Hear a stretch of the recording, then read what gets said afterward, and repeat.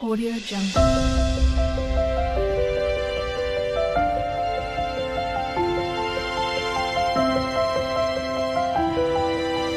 Audio Jungle. నాలుగో అధ్యాయం కాబట్టి ఏంటి కాబట్టి సంఘం ద్వారా తరతరాల సదాకాలం మహిమ కలుగుగా అంటే సువార్త ద్వారా నిజాలు యూదులు సమానమే, సంఘము ద్వారా తన జ్ఞానం తెలియబడాలని దేవుడు ఉద్దేశించాడు. కాబట్టి అంతరంగంగా బలపరచబడాలి. కాబట్టి అంతరంగంగా బలపరచబడాలంటే ఏమై ఉండాలి? సమాధానమైన బంధం చేత ఆత్మ కలిగించి ఐక్యాన్ని కాపాడుకోండి శ్రద్ధ ఉండాలి. అర్థమైందా? దేవుడు ఏం చేశాడంటే కృప చూపించి యేసుప్రభు ద్వారా ఈ యూదులను అన్నింటినీ సమాన వారసులు చేశాడు, రక్షించాడు. అర్థమైందా? రక్షించబడిన వాళ్ళు ఏం చేయాలి? ఐక్యతగా ఉండాలి. అర్థమైందా? రక్షించబడిన వాళ్ళు ఏం చేయాలి? ఐక్యతగా ఉండాలి. చూడండి అక్కడ 4వ అధ్యాయం మొదటి వచనంలో, కాబట్టి మీరంటే ఎవరో? సంఘం, ఎపిస్ సంఘం. కాబట్టి మీరు సమాధానం అనే బంధం చేత, ఏ బంధం? ఒక తాడు ఎక్కడానికి, ఒక తాడు చెట్టు ఎక్కడానికి ఏం వేసుకుంటారు? బంధం వేసుకుంటారు. మీరు ఏమంటారు? బంధం ఏమంటారు? ఒక చెట్టు ఎక్కడానికి తాడు ఇటు కట్టు ఇలా రౌండ్గా చుట్టుకుని అటు ఇటు ఎక్కుతారు కదా. మీకు ఇక్కడ లేదా? మా ఏరియాలో తాడు చెట్లు ఎక్కువ ఉంటాయి, కొబ్బరి చెట్లు ఎక్కువ ఉంటాయి. అవి ఎక్కేయాలంటే ఇక్కడ తాడు రౌండ్గా ఉంటుంది. అది ఆ తాడులో ఇటు ఈ కాలు పెట్టి టైట్గా అలా కోతిలా జంప్ చేస్తా. అదేమో ఇంకా కొలు గీసేవాళ్ళు నడానికి అది పెట్టి అలా నిలబడాలి. కాబట్టి అక్కడ అనమాట ఇలా అయితే ఇలా ఎక్కేస్తారు, అలా చెట్టుకి ఎక్కేస్తారు. ఇక్కడ జీవి చెట్లు అలా మనం నిచ్చినది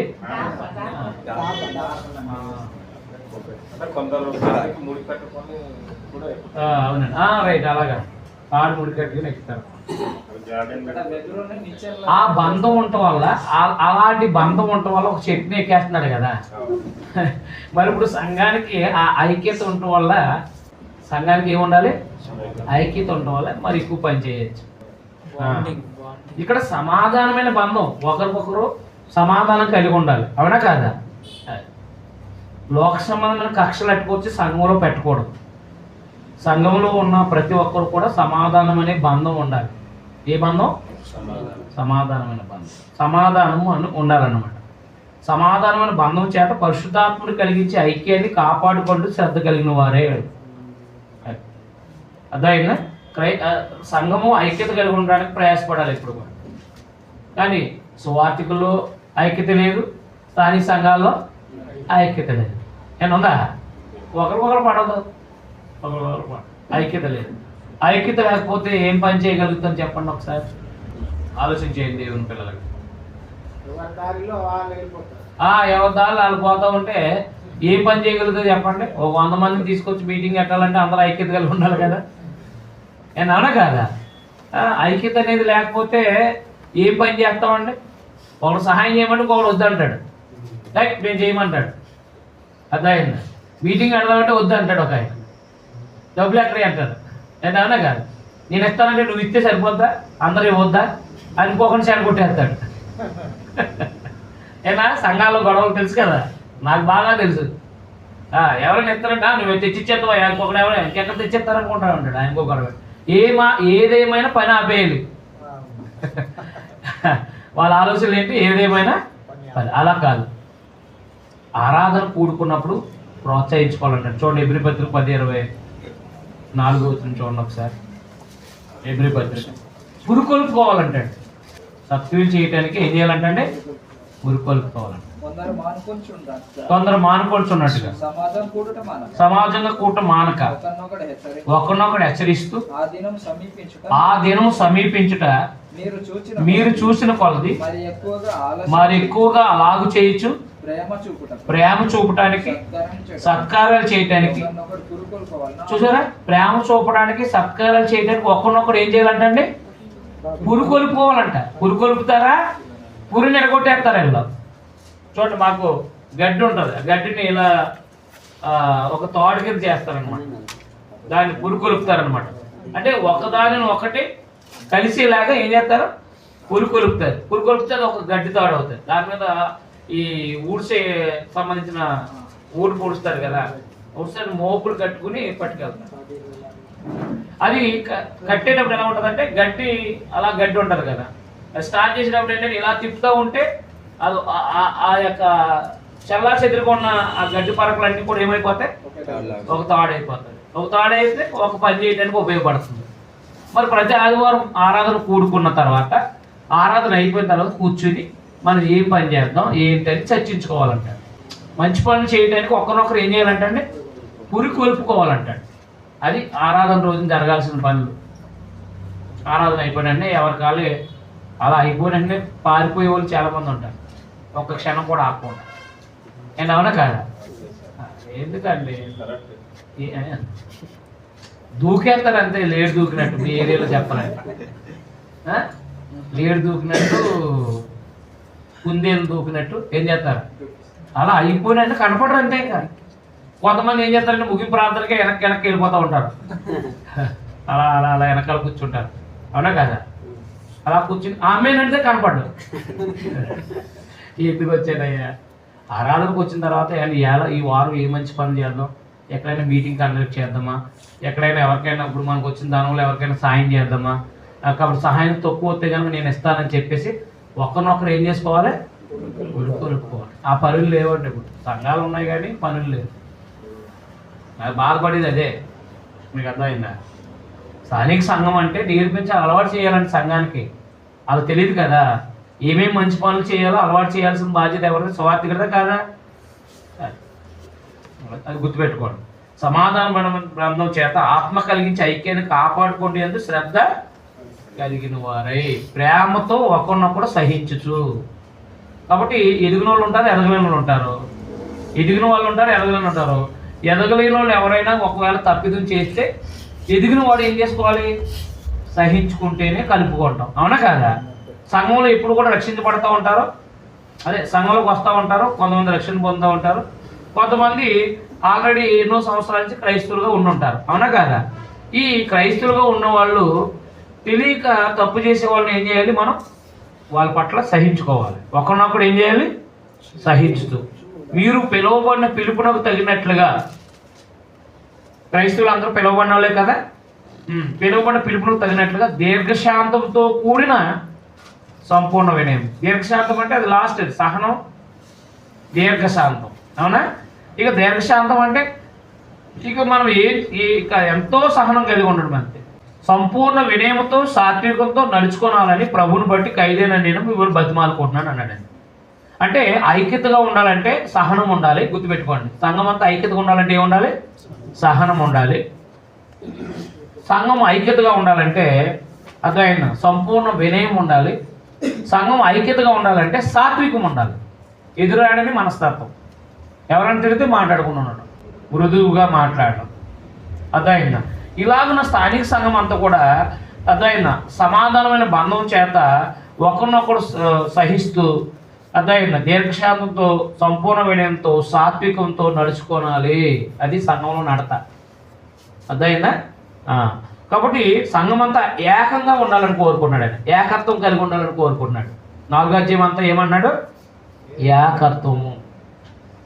ఇప్పుడు 1-3 అధ్యాయాల వరకు దేవుడు ఏం చేశాడు చెప్పాడు. అవునా? దేవుడు ఏం చేశాడు, క్రీస్తునందు రక్షించి ఆత్మ సంబంధం ఆశీర్వాదాలు ఇచ్చి ఉన్నతమైన స్థితి ఇచ్చాడు. అవునా? సంఘం ద్వారా తన జ్ఞానం తెలియజేయాలని కోరుకున్నాడు. అయితే ఆ సంఘం అలా పనిచేయాలంటే సంఘం అంతా కూడా ఐక్యతగా ఉండాలి. ముందు సంఘం అంతా ఐక్యతగా ఉండాలి. పని చేయాలంటే ముందే ఉండాలండి, ఐక్యత ఉండాలి. ఐక్యత లేకపోతే పని ఏం చేయగలుగుతాం? ఐక్యత ఉండాలంటే ఏముండాలి, ప్రేమతో సహించుకోవాలి. అదాయన దీర్ఘశాంతం ఉండాలి, సంపూర్ణ వినయం ఉండాలి, సాత్వికం ఉండాలి. అలాగూ నడుచుకోవాలంటే స్థానిక సంఘాలు. ఈ తప్ప మిగతా అన్నీ ఉంటాయి. అంతేనా? కాబట్టి ఇవన్నీ నేర్పించాలండి సంఘానికి. సువార్థికుడు ఇవి అలవాటు చేయాలండి, నేర్పించాల్సిన బాధ్యత ఉందండి. అర్థమైందా? క్రైస్తవుడు ఎలా ఉండాలో నేర్పాలి. చూడండి, ఇక్కడ దేవుడు, ప్రభువు, పరిశుద్ధాత్ముడికి ఐక్యత ఉంది. అలాగే మీరు కూడా అలా ఐక్యతగా ఉండాలి అన్నారు అనమాట. చూడండి, అక్కడ శరీరం ఒక్కటే అంటే అర్థమేంటి, సంఘం ఒక్కటే, పరిశుద్ధాత్ముడు ఒక్కడే, ఆ ప్రకారం మీ పిలుపు విషయమైన ఒక్కడ నిరీక్షణ ఉండుటకు అందరి నిరీక్షణ ఒకటే కాదా క్రైస్తవులది? విశ్వాసం ఒక్కటే, బాప్తిస్మం ఒక్కటే, ప్రభు ఒక్కడే. కానీ ప్రభు ఒక్కడే కాదా? కాబట్టి అందరికీ తండ్రి అయిన దేవుడు ఒక్కడే. ఒక్కడే అనేది ఐక్యత అన్నమాట. అర్థమైందా? సంఘము, ఆత్మ, ప్రభువు, అర్థమైందా? విశ్వాసము, బాప్తిస్ము, దేవుడు ఒక్కడే అన్నాడు. చూసారా? ఐక్యత ఉందన్నమాట. 7 ఐక్యతలు ఉన్నాయి కదా అక్కడ. సంఘము, ఆత్మ, నిరీక్షణ, ప్రభు ఒక్కడే, విశ్వాసం ఒక్కటే, బాప్తిస్మం ఒక్కటే, అందరికైనా తండ్రి అయిన దేవుడు ఒక్కటే. కాబట్టి దేవునికి, ప్రభువుకి, క్రీస్తు పరిశుద్ధాత్మకి ఐక్యత ఉంది. అలాగే సంఘంలో కూడా ఏముండాలి? ఐక్యత ఉండాలి. ఆయన అందరికి పైగా ఉన్నవాడే, అంటే దేవుడు అందరికి పైగా ఉన్నవాడే, అందరిలోనూ ఉన్నాడు. అయితే మనలో ప్రతి వారికి క్రీస్తు అనుగ్రహించే వరం యొక్క పరిమాణం చెప్పిన కృప ఇవ్వబడింది. క్రైస్తవులకి ఏమో అనుగ్రహించబడింది? కృప అనుగ్రహించబడింది. అందుచేత ఆయన ఆరోహణమైనప్పుడు, ఎవరు? యేసుక్రీస్తు వారు ఆరోహణమైనప్పుడు చెరగా పట్టుకుని పోయి మనుషులకి ఈవులు అనుగ్రహించాలని చెప్పబడింది. ఆరోహణమైనగా ఆయన భూమి యొక్క క్రింద భాగాలు దిగినని అర్థమిస్తుంది కదా. దిగిన వాడు తానే సమస్తాన్ని నింపినట్లు ఆకాశం అంటే మరి పైకి ఆరోహణమైన వాడు ఆయన ఉన్నాడు అన్నాడు. చెరగా అంటే చూడండి, చెరగా పట్టుకుపోయి మనుషులకి ఈవులను అనుగ్రహించాడంటాడు. చెరలో విడుదల చేస్తాను. కీర్తనలో 68వ కీర్తన 18వ లైన్ చూడండి ఒకసారి. నీవు ఆరోహణం అయితివి, చూడండి అక్కడ, పట్టబడిన వారిని చెరపట్టుకుని పోతుంది. అపవాది చెరలో ఉన్న వారిని తన చెరలో పెట్టుకున్నాడండి ఆయన. ఇప్పుడు మీకు పాత నిబంధనలో ఒక చరిత్ర అర్థం కావాలి. 2వ రాజుల గ్రంథం 17వ అధ్యాయంలో ఇశ్రాయేల్ 10 గోత్రాల వారిని అస్సూరు రాజు చెరపట్టుకుని పోయాడు. అస్సూరు చెరలో ఉన్న ఇశ్రాయేలీని అదైనా బబులోను రాజు వచ్చి చెరకు తీసుకుపోయాడు. ఇప్పుడు ఏం చెప్పండి, అప్పుడు చెరగా తీసుకెళ్ళిపోవడం అంటే అది. అంటే అపవాది చెరలో ఉన్న వారిని ప్రభు ఏం చేశాడు? తన చెరలో పెట్టుకున్నాడు అంతే. అదైందా? కాబట్టి చెరగా పట్టుకోవడం అంటే అది. చెరగా పట్టుకొని మనుషులకి ఈవులు అనుగ్రహించాడు. పరదేశంలో ఉన్న వారిని ఏం చేశాడు? అదైందా? ఇప్పుడు బాప్తిసం పొందక ముందు, యేసు ప్రభు మరణించక ముందు అందరూ ఒకే స్థలంలో ఉండేవారు. అవునా? యేసు ప్రభు వారు మరణించక ముందు మొత్తం మృతుల్లోకమే. అర్థమైంది? ఇప్పుడు ప్రభు వారు వెళ్ళి ఏం చేశారు? చెరలో ఉన్న వాళ్ళని తన చెరగా తీసుకొచ్చేసాడు. భూమి మీదే మనుషులకు ఈవులను అనుగ్రహించాడు. చెరలో ఉన్న వాళ్ళు తన చెరలో పెట్టుకున్నాడు. ఆల్రెడీ అంతకుముందు అపవాది చెరలో ఉన్నట్టే లెక్క మొత్తం అందరూ కూడా. యేసు ప్రభు వారు ఎప్పుడైతే మరణమయ్యారో అప్పుడే కదా పరదేశం ఏర్పడింది. అదైనా యేసు ప్రభు మరణం ద్వారానే పరదేశం ఏర్పడింది. భూమి ఆయన మృతుల్లోకానికి వెళ్ళారు కదా. మృతుల్లోకంలో తన వారిని అపవాది చెరలో ఉన్న వారిని తన చెరలో పెట్టుకుని వచ్చారనమాట ఆయన. అది చెరగా పట్టుపోయి మనుషులకి ఏం అనుగ్రహించారు? ఈవులని. భూమి మీద ఉన్న వాళ్ళకేమో ఆశీర్వాదాలు అనుగ్రహించారు. చెరలో ఉన్న వాళ్ళని తన చెరలో పెట్టుకున్నారనమాట. అదైనా అప్పటి వరకు అపవాది యొక్క అంటే మృతుల లోకంలో ఉన్నారు. ఇక బంధించబడ్డారు ఒక మాటలో చెప్పాలంటే. సార్ ఇది ఆ సందర్భం అది ఉపమానం అండి, జరగబోయేది. ఇప్పుడు చూడండి, మత్తయి సువార్త అంతా కూడా జరగబోయేది కూడా ముందు చెప్పేవారు అనమాట. ఎలాగంటే ద్రాక్ష తోట ఉంది ఒక ఆయనకి. ఆ ద్రాక్ష తోటకి యజమానుడు దాసులు కాపులు, ఆ గుర్తుకిచ్చిన కాపుల దగ్గరికి సేవకులు పంపాడు. వాళ్ళు కొట్టారు. తన ప్రియకుమారుని పంపించాడు, గణపరుస్తారేమని చెప్పితే ఆ ప్రియకుమారుని చంపేసి ఆయన్ని కప్పెట్టేశారు. అప్పుడు ఆ యజమానుడు ఏం చేస్తాడని చెప్పారు. ఎవరి గురించి అది? యేసు ప్రభు గురించి. అప్పటికి జరగలేదు, అప్పటికి జరగబోయేది. అంటే యేసు ప్రభు వారిని ఈ యొక్క యూదులు అనేవాళ్ళు కొంతమంది ఆయన్ని చంపేస్తారని చెప్పేసి ప్రభు ముందుగా చెప్పారనమాట. అలాగే పరదేశ అనేది కూడా యేసు ప్రభు వారి మరణంతోనే ఏర్పడింది.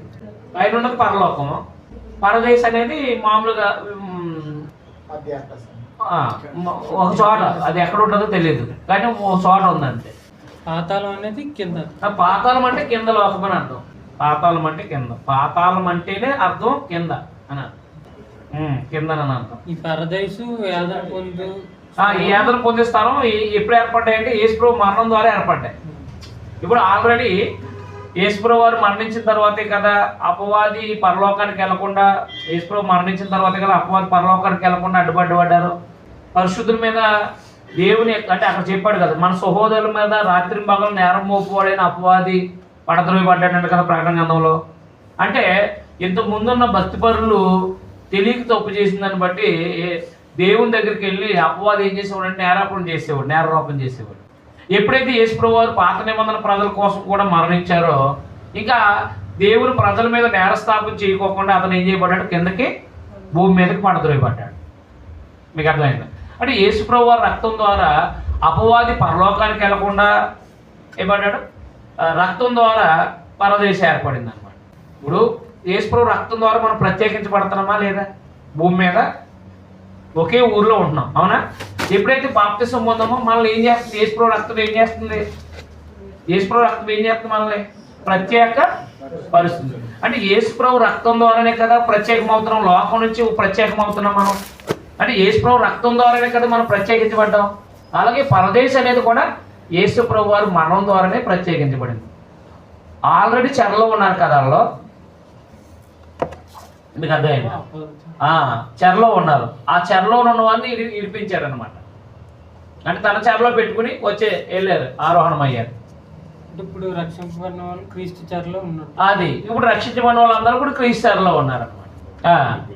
చాలా మంది ఏం చెప్పేవారంటే యేసుప్రభు వారు అంటే ఎప్పుడు పరదేశం ఉంది, పరదేశం ఉంది, తర్వాత వేదనకరమైన స్థలం ఉంది కాబట్టి పరదేశం ఏమో ప్రభునందు ఉన్న వాళ్ళందరూ పరదేశంకి వెళ్ళిపోతారు. ప్రభువును వచ్చిన కాడి నుంచే పరదేశం ఏర్పడింది. అందుకే ప్రభు అంటాడు, నీవు నేడు నాతో కూడా పరదేశంలో. పరదేశం అంటే వేరే ప్రదేశం అని అర్థం లేదు. పరదేశం అంటే వేరే ప్రదేశం అని అర్థమైందా? అది ఎప్పుడైతే యేసుప్రభు వారు మరణం ద్వారా మృతుల లోకంలో ఉన్న కొంతమంది ఆదాము నుంచి బతి కలిగినట్టు వాళ్ళందరినీ కూడా ప్రభు ఏం చేశాడు అనమాట, వెళ్ళి ఆయన ఒక ప్రత్యేకత చేసి వచ్చాడు, తన వారిగా పెట్టుకుని వచ్చేసాడు అనమాట. అప్పటి వరకు అందరు కలిసే ఉన్నారు. అందుకే సమూయేలు కర్ణపిశాచం కలిగిన స్త్రీ దగ్గరికి వెళ్ళి రప్పించిందా లేదా? అందరూ ఒకే చోట ఉన్నారు అనమాట. రేపు కూడా మాతో కూడా వస్తామన్నారు ఆయన కూడా వచ్చి, రేపు నువ్వు నీ కొడుకులు కూడా నాతో దగ్గరికి వచ్చేస్తారన్నాడు ఆయన. అంటే యేసుప్రభు రక్తం లేకుండా దేవుడికి న్యాయం ఏది, ప్రత్యేకమైన ప్రదేశం ఏర్పాటు చేయడానికి? చెప్పండి మీరు, మీకు అర్థమైందా? యేసుప్రభు వారి రక్తం లేకుండా ఒక ప్రత్యేకమైన ప్రదేశం అంటే తన రక్తం ద్వారా శుద్ధులైనటువంటి వాళ్ళు ఒక చోట పెట్టడానికి అధికారం ఏది చెప్పండి దేవుడికి? అంటే న్యాయం ఏది? క్షమించండి, న్యాయం ఏది? దేవుడు న్యాయవంతుడా కాదా? ప్రభుని బట్టే ఒక ప్రత్యేకమైన స్థలం ఏర్పాటు చేశాడు అనమాట. అయితే ఉపమానంలో ఇలా ఉందని చెప్పారు అంతే, ఇలా ఉందని చెప్పారనమాట. ఆల్రెడీ ఒక ఆయన చనిపోయాడు, ధనవంతుడు చనిపోయి వేదనకరమైన స్థలంలోకి వెళ్ళిపోయాడు. అప్పుడు లాజరు చనిపోయాడు, దేవదూతలు వచ్చి అబ్రహాం కుడిపార్శ్వాన్ని అబ్రహాం రొమ్మని కూర్చోబెట్టాడు. అర్థమైంది? కాబట్టి నీకు నాకు అని చెప్పాడు అక్కడ, నీకు నాకు అంటే నా దగ్గర రాకుండా ఉండటానికి మధ్యన అగాధం ఉన్నాను. మీకు అర్థమైంది? మీకు మాకు మీరు నన్ను దాటుకున్నట్లు అగాధం ఉంచబడింది కాబట్టి అని చెప్పేశాడు. అబ్రహాము దగ్గరికి ఏమో అబ్రహాం లాంటి విశ్వాసం ఉన్నాయని వెళ్ళాడు. లోకస్వార్త అన్ని జనులకు రాయబడింది, గుర్తుపెట్టుకోండి. లోకస్వార్త అన్ని జనులు క్రైస్తవులు అయినటువంటి వాళ్ళకి రాయబడింది. పెద్ద కుమారుడు, చిన్న కుమారుడు ఉపమానం ఉందా? పెద్ద కుమారుడు ఎవరు? యూదుడు. చిన్న కుమారుడు ఎవడు? కొట్లు పందిళ్ళ దగ్గర తిన్న ఎవడు? ఆయన అన్యుడు. పెద్ద కుమారుడేమో యూదుడు అంటే దేవుని దగ్గరే ఉన్నాడు. చిన్న కుమారుడేమో అన్యుడు అంటే లోకంలో కలిసిపోయి ఇష్టానుసారం బ్రతికేశాడు. మళ్ళీ యేసుప్రభు ద్వారా దేవుడి దగ్గరికి వచ్చాడు. అది ఉపమానం అనమాట, ఉపమానాలు. అలాగే ఈ ఉపమానం కూడా లాజర్ ఉందా? లాజర్ అంటే ఎలియాజర్ అనే పదం నుంచి వచ్చింది, హీబ్రూ నుంచి. ఎలియాజర్ ఉన్నాడా? అబ్రహాం దాసుడు ఎలియాజర్ తెలుసా? ఆ ఎలియాజర్ నుంచి లాజర్ అనే పదం వచ్చింది. ఎలియాజర్ అర్థమైందా? అబ్రహాం లాంటి విశ్వాసం ఉన్నవాడేమో అబ్రహాం దగ్గరికి వెళ్తాడు. అబ్రహాం సంతానంలో పుట్టినంత మాత్రాన తను ఇష్టం వచ్చినట్టు బతికినోడేమో వేతనకరమైన స్థలంలోకి వెళ్తాడు అని చెప్పడానికి ప్రభువారు ఉపమానం చెప్పారు. చెప్తారు, మీరు జాగ్రత్తగా వినండి. యేసు ప్రభువారు యేసుక్రీస్తు వారు రక్తం ఎప్పుడైతే చిందించబడిందో అదైనా అప్పుడు యేసు ఒకటి అపవాది పరలోకానికి వెళ్లకుండా ఆఫ్ చేయబడ్డాడు. మృతుల లోకంలో ఉన్న వాళ్ళందరూ కూడా అందరూ ఇంకా వాళ్ళు ఇలా లేదు, అందరూ ఒకే చోట ఉండేవారు. అక్కడ యాతనకం ఏమీ లేదు. అప్పుడు ఈ మృతుల లోకంలో ఉన్న వాళ్ళని ఏమో అదైందండి. ప్రభు వెళ్ళి ఏం చేశాడంటే 3 రోజుల్లో ఆయన తన రక్తం చేత కడగబడిన వాళ్ళందరినీ ప్రత్యేకపరిచి వచ్చేసాడు. అది పరదైస్. మీకు అదైందా? ఇక మిగతా వాళ్ళకి దాన్ని వేతన చేసేసాడు అనమాట. మిగతా వాళ్ళకి ఏమైపోయింది? అది వేతనకరమైన స్థలం అయిపోయింది. పరదేశం అంటే విశ్రాంతి పొందే స్థలం. ఓ మాటలు చెప్పాలంటే పరదేశం అంటే ఏంటి? నిజమే, వారి క్రియలు తమ వెంట వెళ్తే వారు విశ్రాంతి పొందుతున్నారు. అంటే పరదేశంలో ఉన్న వాళ్ళందరూ ఏం పొందుతున్నారు? పరదేశంలో లేని వాళ్ళు అంటే యేసుప్రభు రక్తంకి ఉపయోగపడలేని వాళ్ళందరూ కూడా ఏమైపోయింది? అది వేతనకరమైన స్థలం అయిపోయింది. అది యేసుప్రభు వారి యొక్క రక్తం ద్వారా జరిగే కార్యక్రమాలు ఇలా ఉంటాయని చెప్పేసి ముందుగానే ప్రభు చెప్పారనమాట. అందుకని ప్రభు రక్తం ద్వారా ఎప్పుడైతే ఆయన ఆరోహణం అయ్యాడో ఆయన ఆరోహణం అయిన తర్వాత చెరగా అంటే ఆయన బందీగృహంలో బంధించబడిన వాళ్ళందరూ కూడా ఆయన విడుదల చేశాడు. ఆయన రక్తం ద్వారా కింద ఉన్న వాళ్ళు, అందుముందు చనిపోయిన వాళ్ళని విడుదల చేశాడు. అది పరదేశం. అది మీకు అర్థమైందా? యేసుప్రభు యొక్క రక్తం ద్వారా ఇవన్నీ కూడా ప్రత్యేకించబడ్డాయి అన్నమాట స్థలాలు. అంతకు ముందు మృతుల లోకం అంటాడు. మీరు ఆదికాండం నుంచి యేసుప్రభు వారు నీవు నాతో కూడా పరదేశంలో ఉంటావనే మాట దగ్గర వరకు మృతుల లోకం అనే ఉంటుంది. మీరు ఎక్కడైనా చూడండి. ఒక యేసుప్రభు వారు చెప్పిన ఉపమానంలో తప్ప అదైంది వేతనకర స్థలం అనే తప్ప యేసుప్రభు వారి ఉపమానంలో తప్ప మీరు ఆదికాండం నుంచి యాకోబు ఏడుస్తా అంటాడు, నా కొడుకు చనిపోయాడు, అయితే నేను వాడి దగ్గరికి వెళ్ళి నేను మృతుల లోకానికి వెళ్ళిపోతాను అన్నాడు ఆయన. అదైందా? అలాగే కనపశాస్త్ర స్త్రీ ఏమంటది? మృతుల లోకం నుంచి నేను ఎవరిని రప్పించాలని అంది. ఇలా మృతుల లోకం అంటే చనిపోయిన వాళ్ళందరూ లోకం, మృతుల లోకం అనే ఉంటుంది. కానీ యేసుప్రభు వారి శిలువ మరణంలో ఏమని ఉంటుంది? నీవు నేడు నాతో కూడా పరదేశంలో అంటే భూమి మీద యేసుప్రభు వారు ఎవరిని క్షమిస్తారో వాళ్ళ పాపాలు క్షమించబడినట్టే కదా. కాబట్టి నీవు నేడు నాతో కూడా పరదేశంలో ఉందువు అని చెప్పారు కదా. ఆ మాట వరకు మృతుల్లో ఆ మాట వచ్చిన కానీ ఆయన మరణిస్తున్నారు కాబట్టి ఒక ప్రత్యేకమైన ప్రదేశం ఏర్పడుతుంది అనమాట. అందుకనే ఈ బండ మేము నా సంఘాన్ని కట్టుతున్నాం, పాతాళ లోక ద్వారంలో దాని ఎదుట నిలువు నేరమన్నాడు. ఒక క్రీస్తు సంఘ సభ్యుడు మరణిస్తే వాడిని పాతాళం ఏం చేయలేదు, బంధించలేదు, వాడు పరదేశికి వెళ్ళిపోతాడు. అర్థమైందా? పరదేశం ఏర్పడింది యేసుప్రభు రక్తం ద్వారా. యేసుప్రభు రక్తం ద్వారానే ఒక ప్రత్యేకమైన స్థలం ఏర్పడింది. అంతకుముందు బంధించబడిన వారు దేవుడు ప్రభు ఏం చేశాడంటే తన చెరలో పెట్టుకుని వచ్చేసాడంటే. అప్పటి వరకు యేసుప్రభు మరణించే వరకు కూడా పరదేశం లేదు, వేదనకరమైన స్థలం లేదు. మీకేమైనా అనుమానం ఉంటే అడగండి. మీకు అంతా పాత నిబంధన అంతా బాగా జ్ఞాపకం ఉంటే కనుక అడగండి. ఒక ఉపమానంలో ప్రభు భవిష్యత్తు ఉపమానంలో తప్ప ఇంకో విషయం ఏం తెలుసా? ధనవంతుడు లాజరు ఉపమానం ఎవరి కోసం చెప్పాడు తెలుసా? ఎవరి కోసం చెప్పాడు ప్రభు గారు? చూడండి, లోక సువార్త 16 అధ్యాయము 15 వచనం చూడండి ఒకసారి. 16-15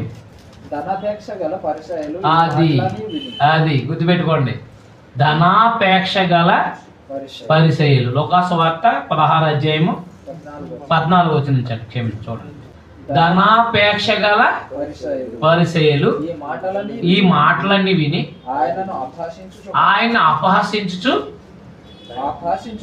అపహసించుండగా ఆయన మీరు మనుషుల ఎదుట మీరు మనుషుల ఎదుట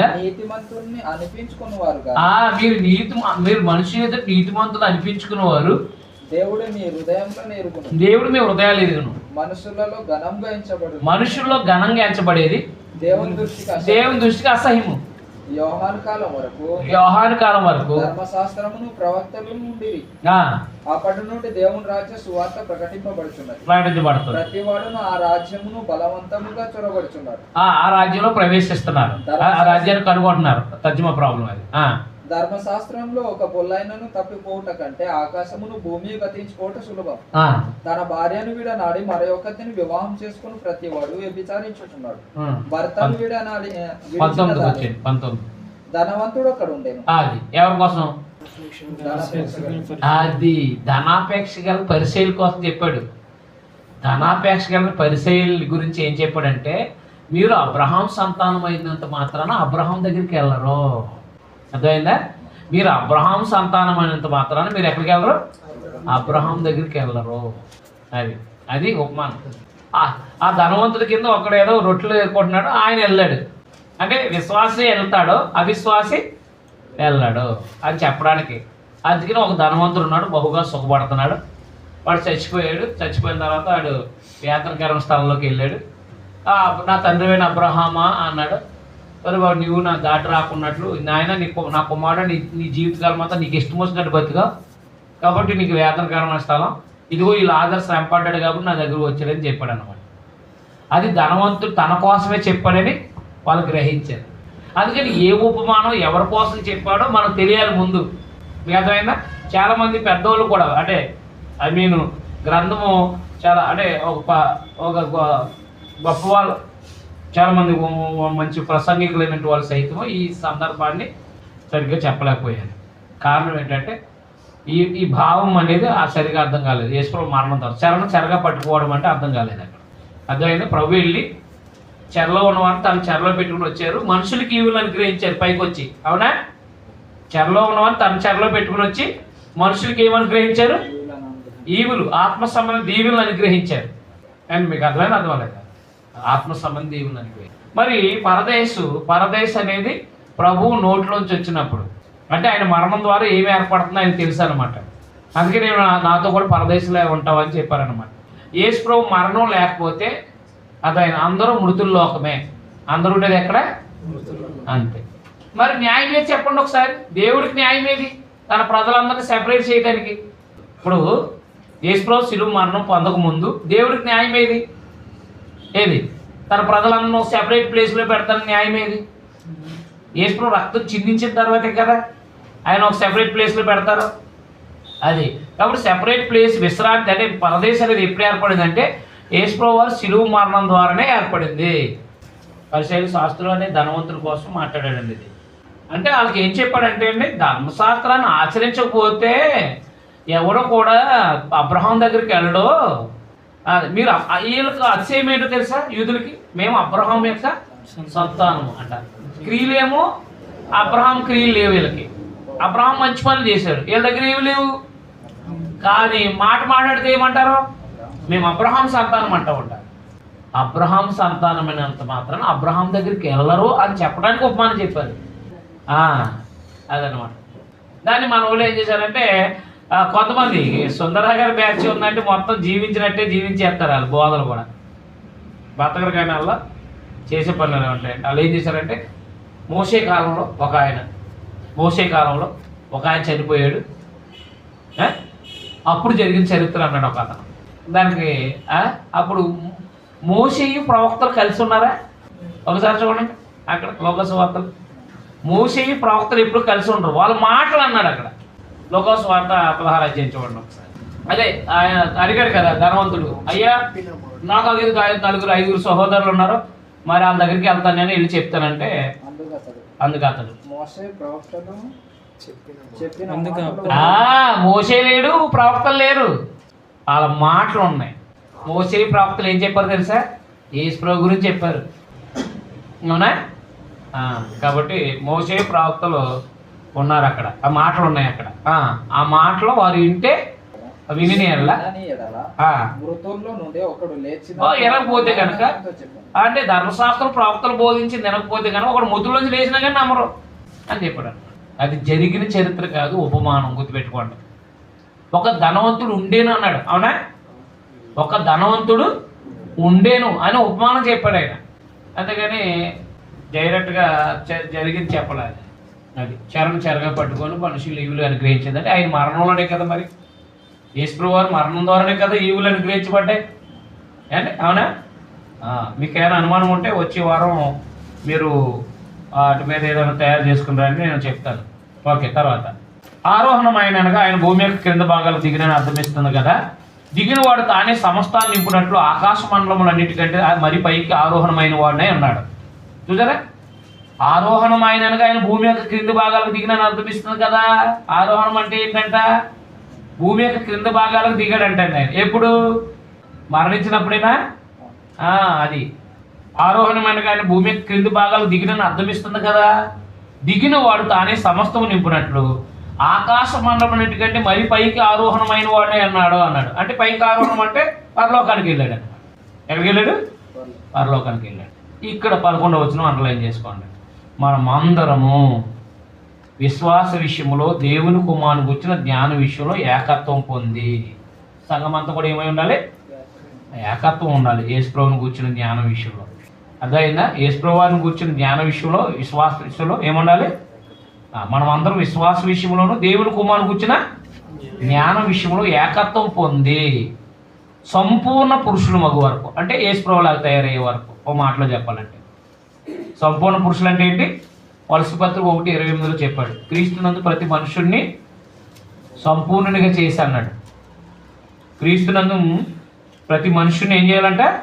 సంపూర్ణునిగా చేసి అన్నాడు. చూడండి, ప్రతి మనుషుని క్రీస్తునందు సంపూర్ణంగా ప్రతి మనుషుడు క్రీస్తునందు సంపూర్ణంగా చేసి ఆయన ఎదుట నిలవబెట్టవాలని, ఆయన ఎదుట ఏమవ్వాలంట? నిలవబెట్టాలని. సమస్త విధములైన జ్ఞానముతో మేము ప్రతి మనుషునికి బుద్ధి చెప్పుచు, ప్రతి మనుషునికి ప్రతి మనుషునికి బోధించుచు ఆయనను ప్రకటించుచున్నాం. అది ఆయనను ఏం చేస్తున్నాం? ప్రతి మనుషుని సంపూర్ణ చేయడం అంటే యేసుప్రభువులా తయారు చేయడం అంటే ఒక మాటలు చెప్పాలంటే బాప్తిసం పొందిన ప్రతి మనిషిని అధ్యాయం ఏం చేయాలి? సంపూర్ణంగా చేయాలంట. చూడండి అక్కడ అంటే ఏం చేయాలి? సంపూర్ణ అవ్వాలి. సంపూర్ణ అవ్వడానికి దేవుడు ఏం చేశాడు అక్కడ?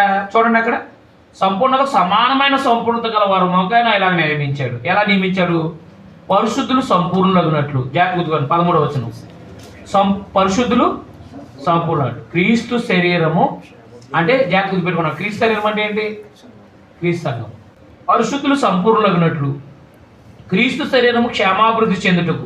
క్రీస్తు శరీరం అంటే క్రీస్తు సంఘము క్షేమాభివృద్ధి చెందుటకును, పరిచర్య ధర్మం జరుగుటకును ఆయన కొందరిని అపోస్తులుగా, కొందరిని కొత్త నిబంధన ప్రవక్తలుగా, కొందరిని సువార్తికులుగా, కొందరిని కాపర్లు అంటే పెద్దలుగా, కొందరిని ఉపదేశకులుగా నియమించాను. సంఘంలో ఎదగటానికి దేవుడు ఎంతమంది ఉన్నారు చూడండి. అక్కడ మొదటి శతాబ్దం సంఘంలో ఎవరెవరు ఉన్నారండి? అపోస్తులు ఉన్నారు, కొత్త నిబంధన ప్రవక్తలు ఉన్నారు.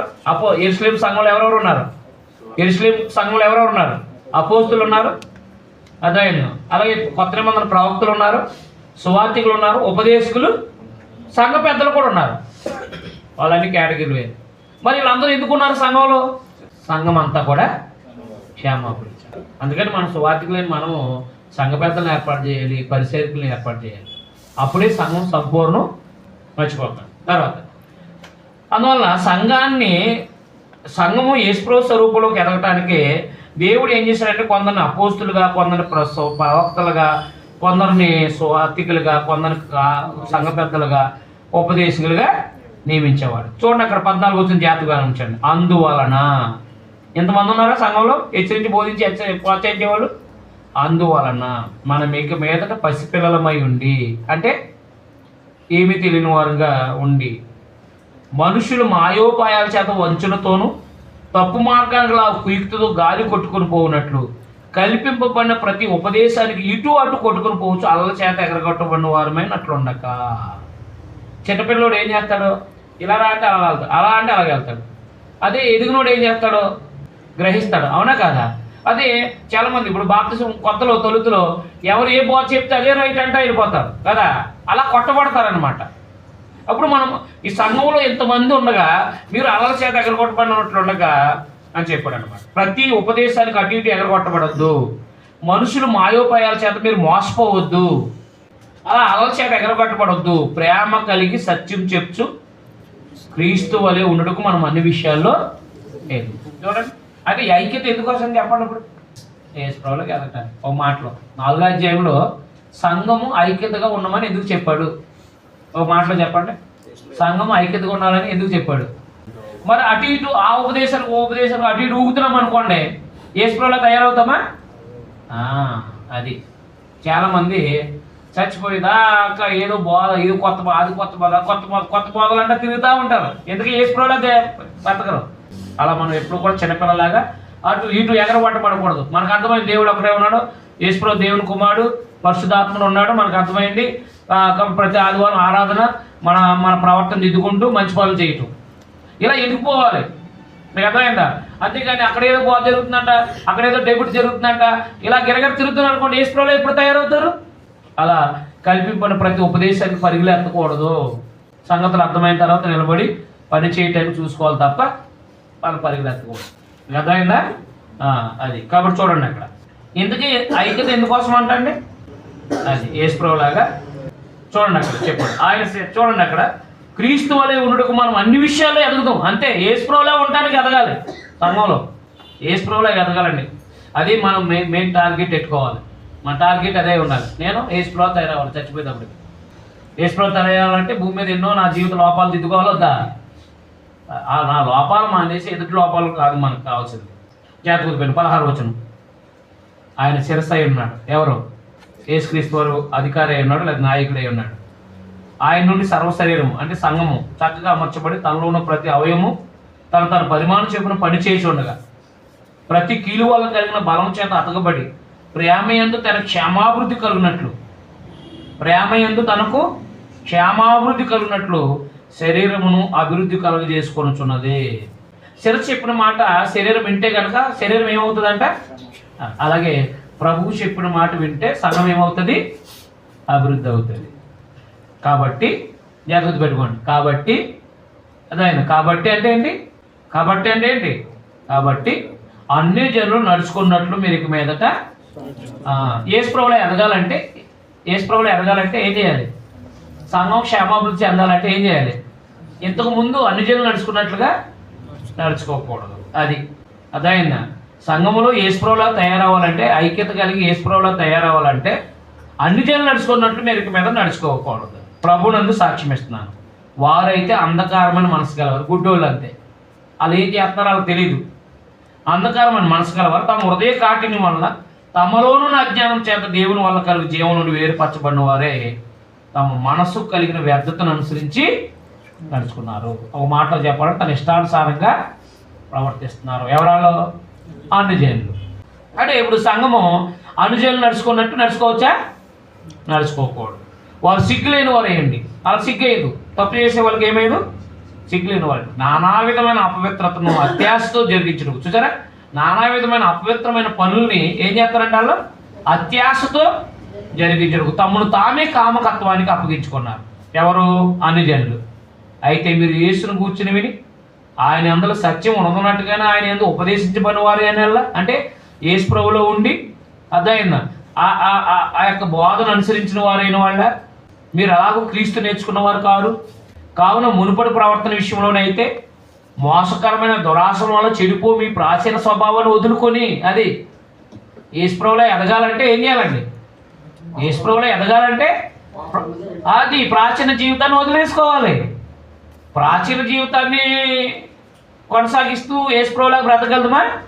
ప్రాచీన స్వభావాన్ని వదులుకొని మీ చిత్తవృత్తి యందు నూతన పరచబడిన వారే నీతియు యథార్థమైన భక్తి గలవారే దేవుని పోలికగా సృష్టించబడిన నవీన స్వభావాన్ని ధరించుకోండి. ప్రాచీన దాన్ని వదిలేయండి, నవీనాన్ని ధరించుకోండి. ఎలాగా?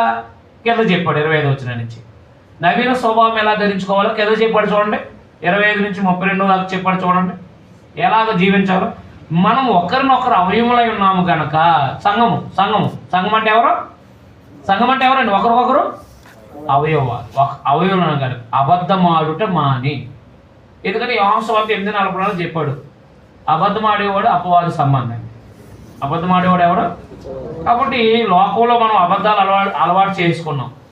ఇప్పుడు ఎప్పుడైతే క్రైస్తవులమయ్యామో మన సహోదరులతో మనం నిజ మాటలు నేర్చుకోవాలి. అందరితో కూడా అబద్ధ మాట మానేయమన్నాడంటే అదైన నీ పొరుగు అంతో ప్రతివాడు తన పొరుగు అంతో సత్యమే మాట్లాడు. అంటే నిజం చెప్పడం అలవాటు చేసుకుంటే, అలవాటు అయిపోతే అబద్ధం ఆడబుద్ధి అవుతుంది. మీకు అర్థమైందా? నేను ఎక్కువ శాతం చాలా బాధపడిన సందర్భాలు ఏంటంటే అబద్ధికులతోటే. నేనేమో ఉండదున్నట్టుగా మాట్లాడుతున్నాను, వాళ్ళేమో వాళ్ళ ఇష్టం వచ్చినట్టు మాట్లాడేస్తున్నారు బయట. అప్పుడు నా మాటలు వాళ్ళ మాటలు చూసుకుంటే నాకు చాలా బాధ అయిపోయేది.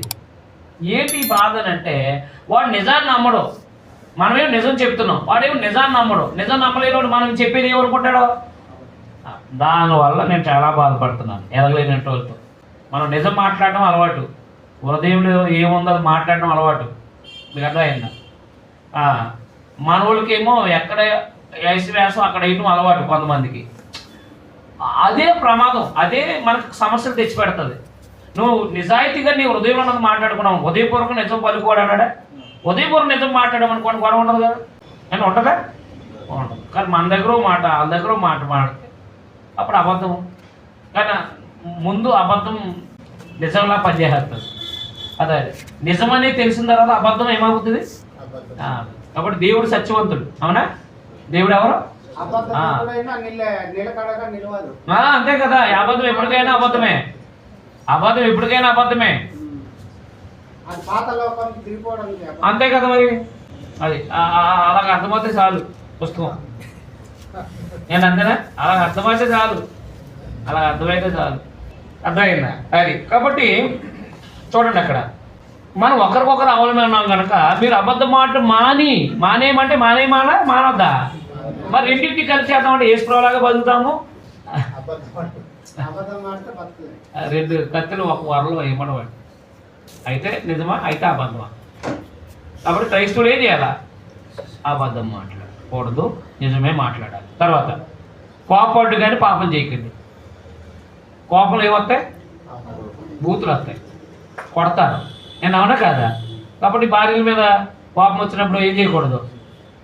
కొట్టకూడదు, తిట్టకూడదు. కొట్టకూడదు, తిట్టకూడదు అంటే ఏం చేయాలా? కోపమే మానేయాలను. అంటే కోపం అన్నం మానేయాలి. అంటే ఇప్పుడు చూడండి, అక్కడ కోపపడి కానీ పాపం చేయకండి అన్నాడు. అంతే. కోపపడండి, ఏం చేయకండి? పాపం చేయకండి. కోపంలో పాపం చేసే అవకాశాలు ఉన్నాయి. కోపపడండి కానీ పాపం చేయద్దు. కోపపడండి, కొట్టకండి. కోపపడండి, తిట్టకండి. అంతే. కోపపడండి, తిట్టకండి. కోపపడండి కానీ కొట్టకండి. తిట్టడం కొట్టడం పాపమా కాదా? చూడండి, నూతనంగా బతకడం అనేది దేవుని పోలిక సృష్టించబడడం అంటే అదనమాట. చూడండి, ఇక్కడ అపవాదికి చోటు ఎక్కండి.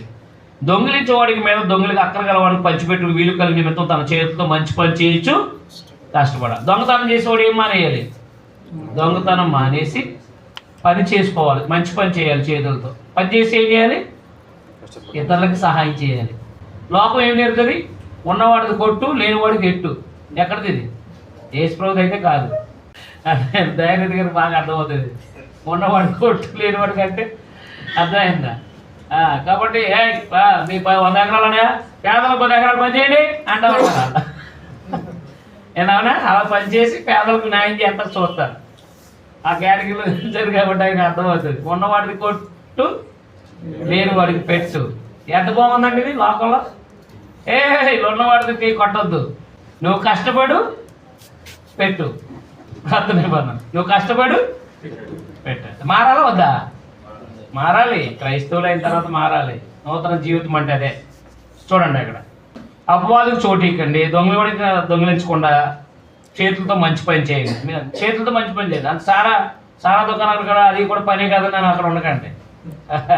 తర్వాత ఈ మత్తు పదార్థాలు అమ్మకండి, అది కూడా పనే కదా, పని చేస్తున్నామని అనుకోండి. అర్థమైందా? అర్థమలేదా? రైట్, మర్చిపోండి. క్రైస్తవులు అది పనికిరాదు. అది అదే వచ్చిన బాధ అంటున్నాను. అదే అంట మనకు ప్రార్థనకి వెళ్ళే వాళ్ళు అమ్ముతున్నారంట. అందుకే అది మానేయాలండి. మనం ఆ చేతితో మందు ఇటు కాయలు ఇటు ఇటు లేదు, తెలియదండి. అందుకే నూతన జీవితం అంటే ఇదే. వినువారికి మేలు కలిగినట్టు అవసరాన్ని బట్టి క్షేమాభివృద్ధికరమైన అనుకూలం వచ్చిన పలకన కానీ దుర్భాష ఏదైనా మీ నోట ముందు కట్ చేసేయాలి. దుర్భాషలు మాట్లాడటం మానేయాలి, బూతులు తిట్టడం మానేయాలండి. క్రైస్తవులకు నోట్లోంచి బూతులు రాకూడదు. సినిమాలు సీరియల్ ఎక్కువ చూస్తే బూతులు అలవాటు అవుతాయి, గుర్తుపెట్టుకోండి. అవి ఏం చూడకపోతే అలా అలవాటు అవు కదా. దేవుని పరిశుద్ధాత్మను దొక్కపరచకండి. పరిశుద్ధాత్మని ఏం చేయొద్దు, దొక్కపరచు. విమోచన దిన వరకు ఆయన మీరు ముద్రించబడ్డారు. సమస్తమైన ద్వేషం, కోపం, క్రోధం, అల్లరి, దూషణ, సకలమైన దుష్టత్వం మీరు విసర్జించండి. ఒకరిని ఎల్ల కూడా దయగలిగి కరుణావృధులే క్రీస్తునందు దేవుడు మిమ్మల్ని క్షమించిన పరం ఒకరినొకరు క్షమించండి. ఏముండాలి? నిజం మాట్లాడాలి. అదైనా పాపం కోపడి పాపం చేయకూడదు. అదే చేతులతో మంచి పని చేసే తనకు సహాయం చేయాలి. దుర్భాషలు మాట్లాడకూడదు. అదే ఒకరిని ఎల్ల ఒకడు క్షమా హృదయం, అంటే ఒకరిని తప్పు చేస్తే వాళ్ళని ఏం చేయాలి? మనం క్షమించే ఉన్నది కాబట్టి అలాగున్న నవీన స్వభావం ధరించుకోమన్నాడు. అలా నవీన స్వభావం ధరించుకుంటేనే, ప్రాచీన స్వభావాన్ని వదిలేస్తేనే నవీన స్వభావాన్ని ధరించుకోగలం మనం. అందుకే మీరు 4 అధ్యాయాలు రాసుకోండి. క్రీస్తునందు సంఘము ఐక్యత కలిగి ఉండాలి. క్రీస్తునందు సహోదరులు లేకపోతే సంఘము ఐక్యత కలిగి ఉండాలి. క్రీస్తునందు సంఘము ఐక్యత కలిగి ఉండాలి. సంఘం అంతా కూడా యేసు ప్రభు యొక్క క్రీస్తులాగా నడుచుకోవాలి. సంఘం అంతా కూడా క్రీస్తునందు సంపూర్ణులు అవ్వాలని రాసుకోండి. లేకపోతే సంఘం అంతా కూడా క్రీస్తునందు సంపూర్ణులు అవ్వాలి. నెక్స్ట్, ప్రాచీన స్వభావాన్ని వదులుకోవాలి, నూతన స్వభావాన్ని ధరించాలి. ప్రాచీన స్వభావాన్ని వదులుకోవాలి, నూతన స్వభావాన్ని ధరించుకోవాలి. సంఘము ఐక్యత కలిగి ఉండాలి. సంఘము యేసుక్రీస్తులో సంపూర్ణులు అవ్వాలి. ప్రాచీన జీవితం వదులుకోవాలి, నూతన జీవితాన్ని కలిగి ఉండాలి. ఇది 4 అధ్యాయాలు చెప్పారన్నమాట. అర్థమైందా? కాబట్టి వచ్చే నెలలో దేవుని చిత్తం అయితే ఈ 2 అధ్యాయాలు ప్లస్ కొలసి పత్రిక, ఫిలోమోన్ పత్రిక చదువుకురండి. కొలసి, ఫిలోమోన్ అంటే మనకు 1 గంటలో 6 గంటలు అయిపోద్ది. కాబట్టి దాన్ని పెద్దగా ఇబ్బంది పడవద్దు. కొలసి పత్రిక, రోమా పత్రిక చదువుకురండి. కొలసి పత్రిక, రోమా.